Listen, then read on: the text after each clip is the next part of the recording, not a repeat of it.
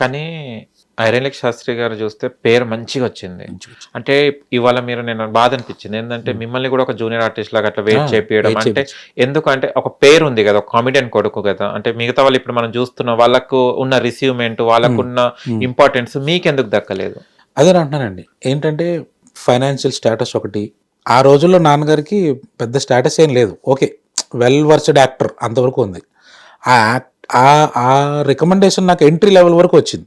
Okay. కానీ అందరూ అలా ఉంటారు అనుకోలేదు. ఇప్పుడు నాకు సంపూర్ణేష్ బాబు గారు ఉన్నారు. ఆయన ఒక మూవీ చేస్తున్నప్పుడు నేను ఆయన సరదాగా అడిగాను, నేను చేయాలందండి అంటే నా కోసం ఆయన 4-5 సార్లు ఫాలో అప్ చేయించి మరీ నన్ను కొన్ని సీన్స్ లో పెట్టించారు. అలాంటి మంచి వాళ్ళు కూడా ఉన్నారు. కాదంబరి కిరణ్ గారు ఉన్నారు. నేను చదువుకునేటప్పుడు నాకు చాలా ఫైనాన్షియల్ హెల్ప్ చేశారు. ఇవన్నీ ఏంటంటే మనకి ముందరికి తీసుకెళ్లేటట్టు ఉండాలి, లైఫ్ లో ఒక్కొక్క స్టెప్ ఎక్కేటట్టు ఉండాలి.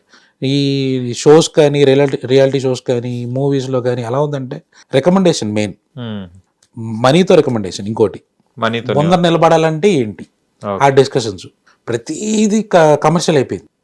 నాకు కమర్షియల్ లైఫ్ లో నేను సెట్ కాలేకపోయాను ఆ ఎన్విరాన్మెంట్ లో. ఎందుకంటే మనది అది కాదు. ఒక ప్రేమతో, ఒక ఆప్యాయతతో మన నాన్నగారి పేరు మీద ఒక రెస్పెక్ట్ తో తీసుకెళ్ళగలిగితే బాగుండేది. ఓకే, నువ్వు వచ్చావు కాబట్టి నీకు ఎంట్రీ ఇవ్వడం ఎక్కువ అన్నట్టు మాట్లాడేవారు. దాంతో మనకి కాదు, నాకు సెట్ కాలేదు. మనం అందులో బ్రాహ్మణం, ఆత్మాభానం ఎక్కువ, ఇది కాకపోతే ఇంకోట్లే అన్నట్టు ఉండేవాడిని. సో ఏమో ఆ ఒక రకంగా నేను అందులో వెళ్ళలేదు కాబట్టి లైఫ్ లో బాగా సెటిల్ ఎప్పుడైనా హ్యాపీ అండి. ఏదైనా హ్యాపీయే. మనం చూసేదాన్ని బట్టి ఉంటుంది. ఏదైనా మన చేతిలోనే ఉంటుంది. మనం ఈ రోజు హ్యాపీగా బతుకుతున్నాం, ఈ రోజు ఉన్నాం, తింటున్నాం. నువ్వు పెరుగన్నం తిన్నావు అనుకోండి, పెరుగన్నం తిన్నట్టే ఉంటుంది. లేదు పక్కోడు బిర్యానీ తింటున్నాడు అన్న ఫీలింగ్ మనకు వచ్చిందా, మన లైఫ్ ఏ రోజైతే పక్కాళ్ళ బతకాలి అన్న ఫీలింగ్ మనకు వస్తుందో అక్కడి నుంచే మనలో మార్పులు మొదలవుతాయి. అవి మనం ఎంత కంట్రోల్ చేసుకుంటే అంత మంచిది. ఏం చదువుకున్నారండి? నాది MBA అయిపోయిందండి, CA చేశాను. ఇప్పుడు ఏం చేస్తున్నారు? చార్టెడ్ జాబ్, ఎంప్లాయ్మెంట్ ఉంది, బిజినెస్లు ఉన్నాయి. సూపర్. అంటే నాన్నగారు చాలా సినిమాలు చేశారు కదా, మళ్ళీ ఎందుకు వెనక అమౌంట్ పెట్టుకోలేకపోయారు? ఎందుకంటే అప్పట్లో ఆయన లేని సినిమాలే లేవు.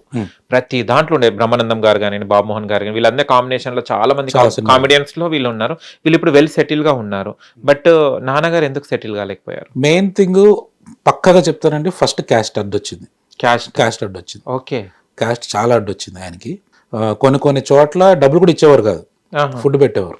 ఈయనకి ఏంటంటే అందరూ కావాలి, అందరూ మన వాళ్ళు అన్న ఫీలింగ్ లో ఉండేవారు. నాన్నగారు కొంచెం అమాయకంగా ఉండేవారు. సో దాన్ని వాళ్ళు కాస్ట్ చేసుకున్నారు. నెక్స్ట్ బ్రాహ్మణ ఎదుగుదల వాళ్ళకి కొంతమందికి నచ్చలేదు అక్కడ ఆ టైంలో. ఇది కూడా ఉంటుందా? ఉందండి, ఉంది.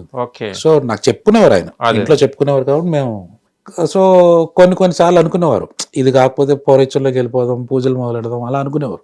అట్నుంచి ఇటు వస్తే జనాలు ఏమనుకునేవారు అంటే ఏం లేదు, అయిపోయింది మనిషికి, అక్కడి నుంచి ఇక్కడికి వచ్చారంటే దిగిపోయినట్టుగా చూసేవారు. మళ్ళీ వెనక్కి వెళ్తే అక్కడి నుంచి ఇక్కడికి వచ్చారు వీళ్ళు ఇండస్ట్రీలో చూసేవారు. సో లెఫ్ట్ అండ్ రైట్ ఆయనకి స్ట్రగుల్ అయ్యింది బాగా. అది కాకుండా ఇండస్ట్రీ మీటింగ్స్లోకి కొంచెం మనం వెళ్ళాలి అంటే కొన్ని అలవాటు చేసుకోవాలి. ఆ టైంలో ఇప్పుడు మన ఫ్రెండ్స్ ఉంటారు, ఇలా చేసుకుంటే అలా బాగుంటుందని మన సజెషన్ ఇచ్చేవాళ్ళు ఉంటారు. కానీ అందరూ మనకు పాజిటివ్ ఇస్తారని కాదు కదా. మనం ఎదుగుతున్నాం అంటే 10 మంది మనల్ని కింద లాగేవాళ్ళే ఉంటారు. అలా లాగేవాళ్ళు ఇచ్చిన సజెషన్స్ ఏంటంటే డ్రింక్ చేయాలి, కూర్చోవాలి, సిట్టింగ్స్లో కూర్చోవాలి, మాట్లాడాలి, పెట్టాలి, ఖర్చు పెట్టాలి అని కొన్ని సజెషన్స్ ఆయనకి. దాంతో ఆయన మైండ్ బాగా డిస్టర్బ్ అయిపోయింది. అంటే అప్పుడప్పుడే అంటే సెటిల్ అవుతున్న లైఫ్ కదా, డెసిషన్ తీసుకుంటే ఏదైనా క్విక్గా తీసుకోవాలి. ముందరికి వెళ్ళాలి అంటే కరెక్ట్గా మాడాలి. సో దాంతో ఆ డెసిషన్స్ వల్ల చేంజెస్ లైఫ్లో రావడము, దానివల్ల డ్రింకింగ్ అలవాటు అవ్వడము, ఇలా చేస్తేనే సక్సెస్ అవుతాము అన్న ఒక అపోహ రావడము. సో అది బాగా నెగిటివిటీ స్ప్రెడ్ చేసేసింది. ఆ నెగిటివిటీ స్ప్రెడ్ నెక్స్ట్ తాగిన తర్వాత మనిషి ఎలా ఉంటారో తెలిసిందే. సో ఆయన కొంచెం హెవీగా ఉండడం, అవి కొంచెం అక్కడ ఇబ్బంది కలిగించడం, అలా ఇండస్ట్రీకి దూరం అయిపోయారు ఆయన.